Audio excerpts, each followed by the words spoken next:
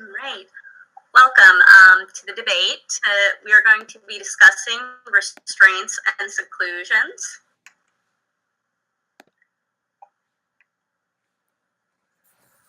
So to begin with, what is restraint and seclusion? According to the Association of Behavioral Analysis International, restraint involves physically holding or securing the individual either for a brief period of time to interrupt and intervene with severe problem behavior, extended period of time using mechanical devices to prevent otherwise uncontrollable problem behavior that has the potential to produce serious injury. Seclusion involves isolating an individual from others to interrupt and intervene with problem behavior that places the individual or others at risk. Shows one example of a type of restraint called a basket hold.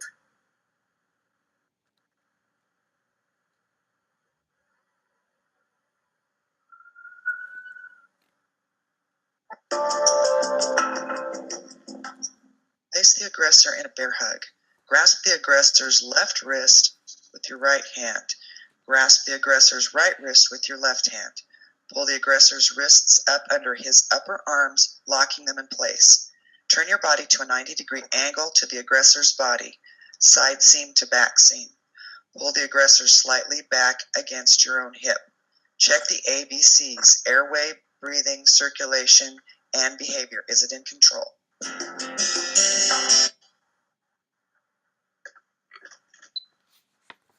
So a background.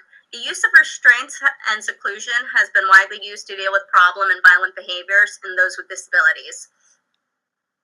Most commonly used to deal with aggressive and self-injurious behavior.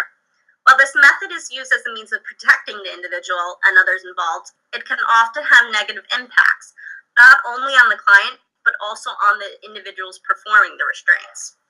This group's thesis is the position that this group will take during this debate is that limiting or refraining from the use of restraints is the most beneficial way to address problem behaviors.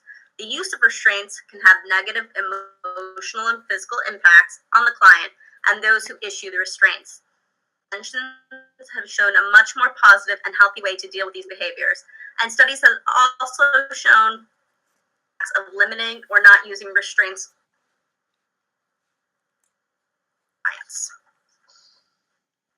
So I will go over our group members that will participate in this debate.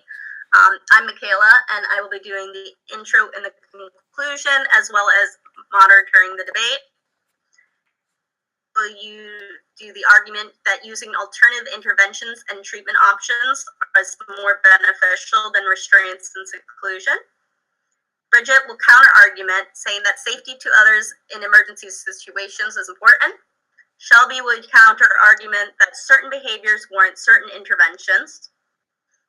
Luke will discuss the physical impact of using restraints and seclusions, and Kayla will discuss the emotional impacts. So first, we'll start with the use of restraints and seclusions carry with them a very serious threat of causing physical impact on the clients. Looking at the numbers, the Harvard Center for Risk Analysis estimated that there are between 50 and 150 deaths per year as a result of the use of restraints and seclusions. The Child Welfare League in a 2004 study estimated that 8 to 10 children die each year from the use of restraints. There are also hundreds of cases of alleged abuse and death that come from these interventions. This was from the United States Government Accountability Office in a 2009 study looking at a 20-year period. However, there are no consistent rules or standards regarding the reporting and monitoring of the use of restraints and seclusions and the injuries and potential deaths that result from them, so it's hard to estimate actual numbers.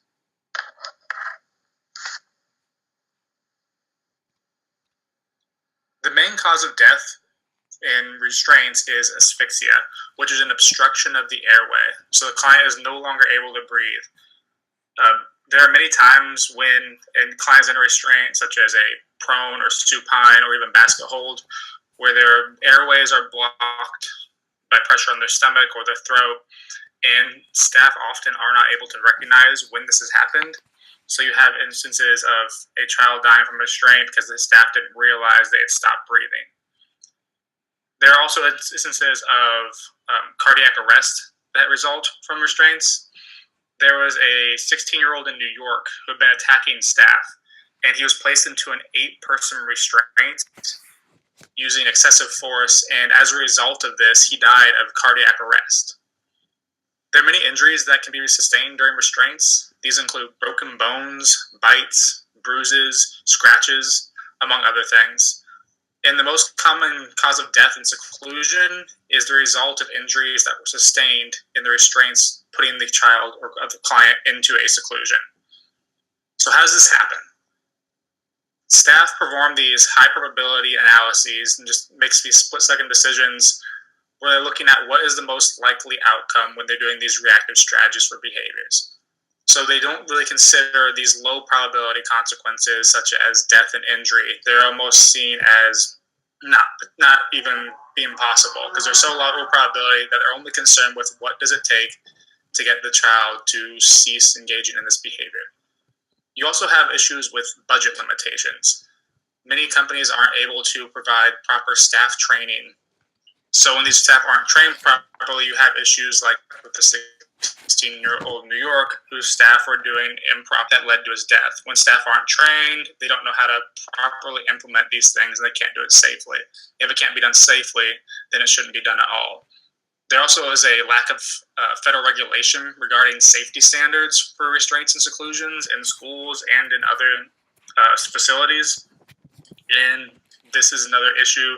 If it's not being regulated, the safety standards aren't being regulated, then there's no proof that restraints can be done safely.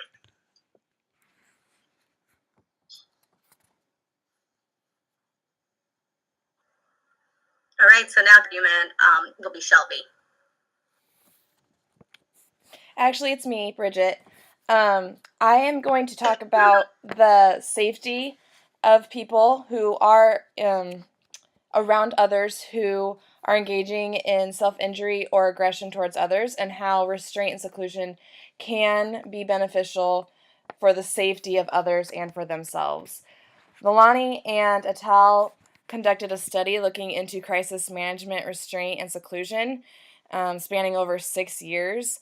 And like Luke said, while there are many deaths due to asphyxiation and not being able to breathe, if the restraint was done properly, that would not be an issue. PCM, or Professional Crisis Management, is a restraint that promotes safety and dignity of the student and safety of others. So for the safety of the student is laid on a mat, and the way the people who are doing the restraints hold them make it so that it is a comfortable situation for the person who is being restrained. PCM focuses on prevention and de-escalation of problem behaviors. And PCM defines crisis as a behavior dangerously disruptive and continuously self-injurious or aggressive. PCM is not used for discipline or compliance, but is used to prevent injury to self and others. PCM restraint does provide what is called physical feedback to the student, and this teaches the student to learn the restraint immediately, and that systematically is reduced to less restriction as he or she relaxes. To ensure the safety, there is a mat, like I just said, and it does not involve the chest, compression, joint manipulation, or pressure to the torso, head, or neck. The authors concluded that the students who engage in aggression or self-injurious behaviors can be safely managed, especially when it is done correctly.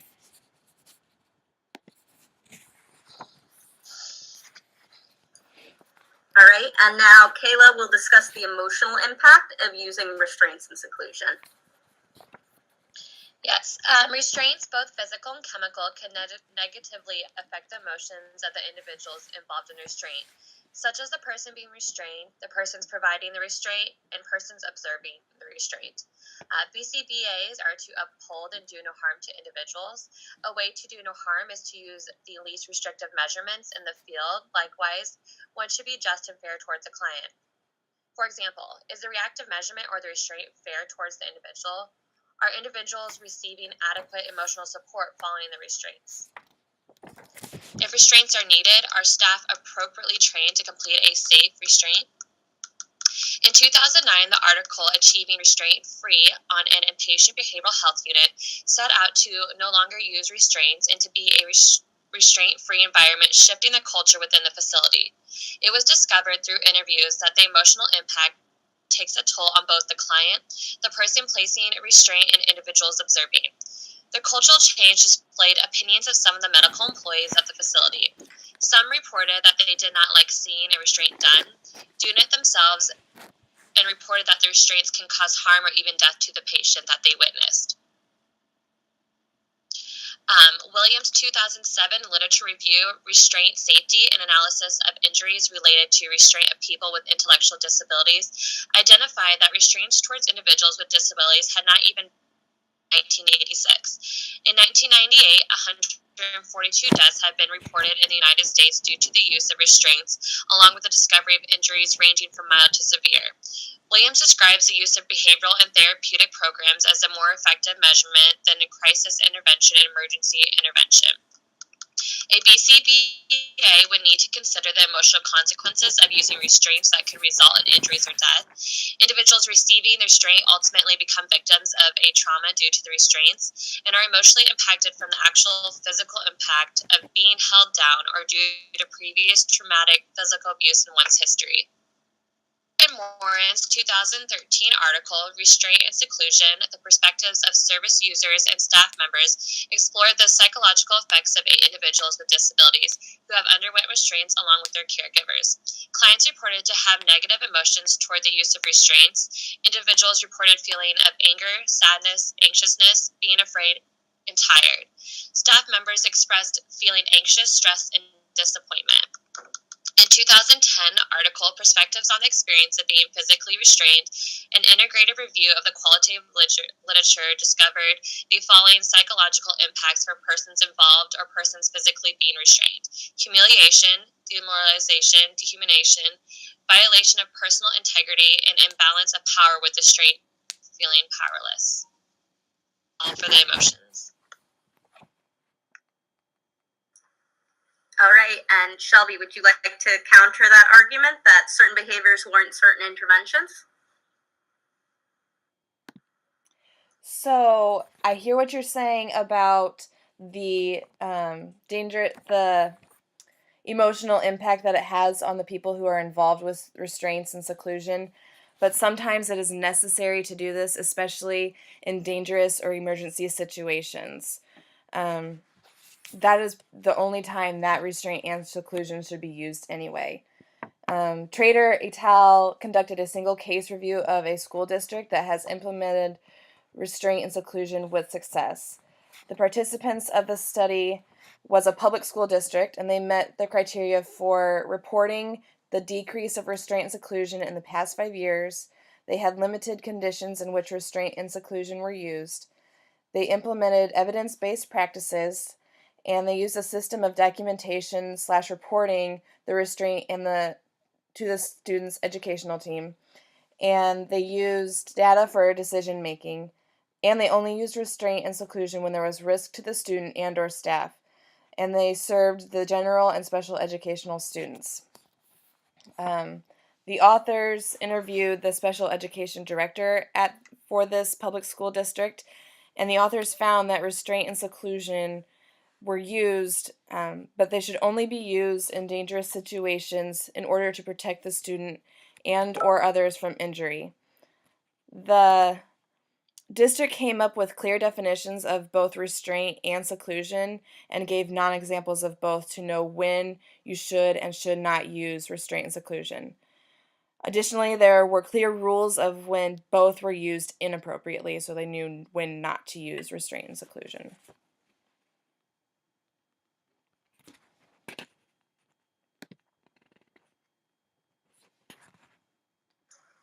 Okay, now Caitlin will discuss alternative interventions to restraints and seclusion. Okay, so I hear what you said about using restraint in an emergency situation. However, research does show that there are many other alternative interventions to try before resorting to restraint techniques. Behavior analysts operate under the compliance codes and principles, and Code 4.09 states that each individual deserves the least restrictive environment. Also supposed to uphold do no harm as mentioned earlier, and these are two ethical views to keep in mind before choosing to perform any restraint techniques. Lewis Sally, 2009, did an article that reviewed procedures to reduce and eliminate physical restraint on students with intellectual disabilities. Some of the disadvantages that he found for restraints was that it was invasive and could cause injury to the individual being restrained.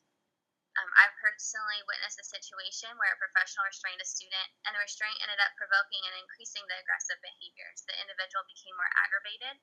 And when I worked with this student later on, I found other procedures such as extinction that eliminated the behaviors without even using restraint. Also, in his article, Lewis Sally discussed the need to review antecedent assessments and interventions, and that it's important to understand the motivating operation behind behavior in order to know what to implement. Another study that took place was by Jensen et al. In 2012, and they discussed the method of allowing the client to choose their own staff member that they wanted to work with in order to reduce restraint time for self-injurious behavior. This intervention was decided after analyzing the antecedent of the behavior, and being able to have that choice seemed to be a reinforcer for the client. So the results of the study showed that restraint time was reduced when the client was given that choice. By Banda et al. In 2012 focused on decreasing self-injurious behaviors as well, but they used fading and a fixed interval reinforcement schedule as well as extinction. A blanket was found to be reinforcing for the student with self-injurious behavior, but the parents of the student felt it was socially inappropriate. So these techniques, fading and a fixed interval of reinforcement, was used, and eventually the blanket was faded away. No restraint was ever needed to eliminate the self-injurious behaviors. And this graph to the right on the slide shows the data points and the results of those treatments and how they decrease the self-injurious behaviors effectively.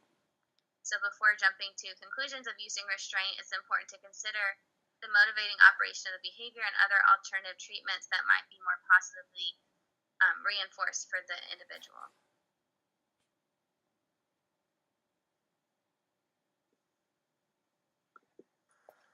All right, and now Shelby will provide the last counter argument.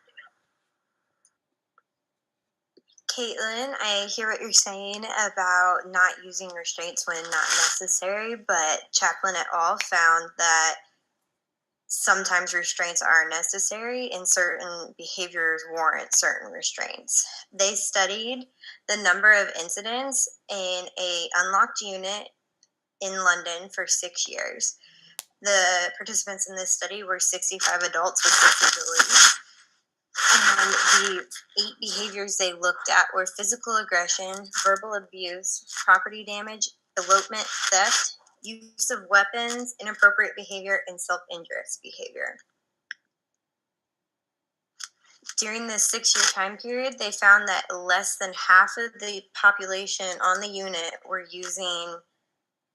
involved in incidents, and 66% of those involved in incidents were males, and 38% of those involved in incidents were females.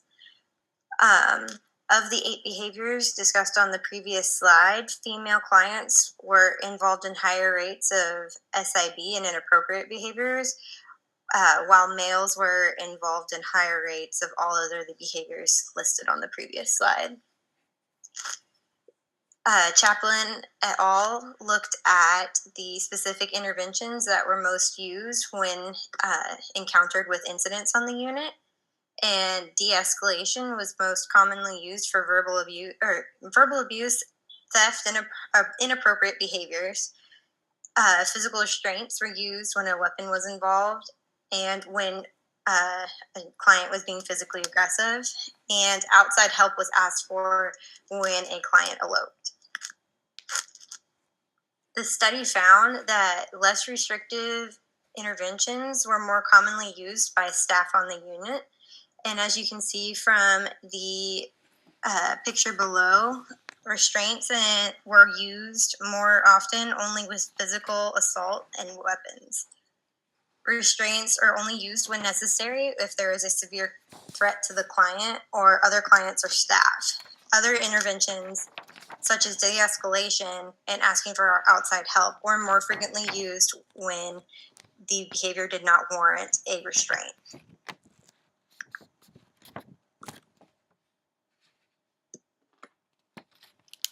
So, in conclusion, using restraints and seclusion can have a physical impact that can lead to injuries and deaths in those that the restraints and seclusion is used on. It can have an emotional impact. It can lead to emotional trauma for those in restraints as well as those who are performing them. And alternative methods should be used first. The least restrictive method should always be used. It is important to understand the motivating operation of the problem behavior, which can help with antecedent assessments and interventions, and implications for BCBA. So as discussed, a BCBA has the duty to provide the most effective treatment and to do no harm. You must be able to protect the client and staff as well when aggressive or self-injurious behavior occurs. The most up-to-date and scientifically sound method should always be used, and studies have shown that alternative methods can be effective replacements for restraints and seclusion. All right, so now we'll take some questions. So the first question is, what is considered an emergency situation? If someone would like to answer. Well, according to the Professional Crisis Management Association, a crisis or a dangerous emergency situation is when a behavior dangerously is disruptive or continuously self-injurious or aggressive. So say a client hits a peer one time, that's not continuous aggression. It would be if the client continues to try and hit a peer or hit another person, staff member, with an open hand, closed fist. It doesn't matter what kind of aggression, it has to be continuous. Same with self-injurious behavior. It needs to be continuous. Say a client hits himself in his head one time, that's not considered continuous self-injurious behavior. It's when he continues to hit his head without stopping and has a great imminent risk of hurting himself severely. So that's what's considered a emergency situation in which restraint and seclusion should be used. Okay, great, thank you. Next question is, as an educator, how do I keep my other students safe if I have one student engaging in aggressive behaviors and throwing things around my classroom? Someone like to answer that one? I can answer that one.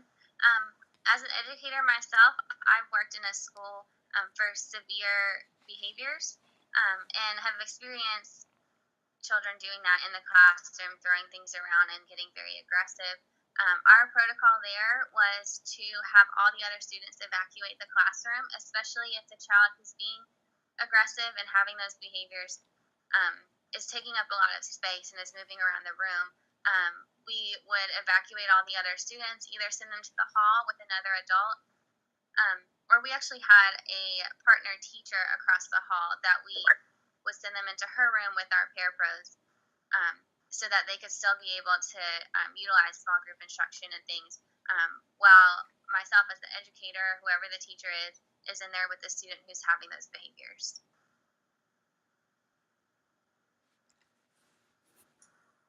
Great, thank you. And then last is if anyone can share their personal experience using restraints and seclusion. And actually, I can share some personal experience with using restraints. I've worked in school settings with children who have problem and behaviors. And our protocol there was always to use the least restrictive methods first. So if a child was showing signs of aggressing or self-injurious behavior, we would try to first seclude them to protect the other students and staff by using dividers. And we would try to use compliance drills first. We tried to get them out of the aggression, and only in serious situations where we realized that none of our methods was going to work to get them out of their aggressive or self-injurious behavior, only then would we use restraints. And in that case, we also had a crisis management team who would be called down so that everything was done in a safe and organized manner without any injury to the students or the staff. I will also add to my personal experience. I am actually PCM certified, so I am able to conduct restraints for certain situations. Usually we use a prone restraint, kind of like the one that was shown in the slide. And I've actually had the restraint done on me, and it's actually not harmful, does not hurt. Not once did I feel like my breathing was blocked or harmed in any way, but that's because it was done correctly. If it's not done correctly, it should not be used at all.